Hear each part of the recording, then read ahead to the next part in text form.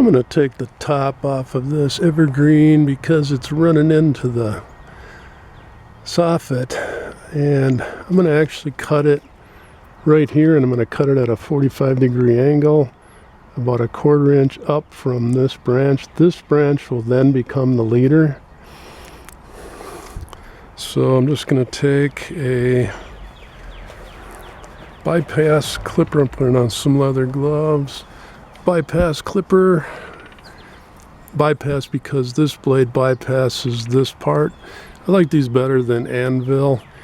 Just anvils just tend to crush the branch. I found that didn't work very well. So I'm just gonna put this in 1/4 inch past, about a 45. Just cut that off. So then this will become the new leader, and I can trim that back as needed. The best time of year to do this is at the end of the dormant season. I'm a little bit late on this year.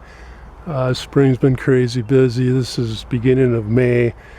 Normally I would do this probably mid to the end of March, maybe early April. This year just got really busy, but generally for evergreens, best time to trim is the end of the dormant season. Be sure and check out my other videos.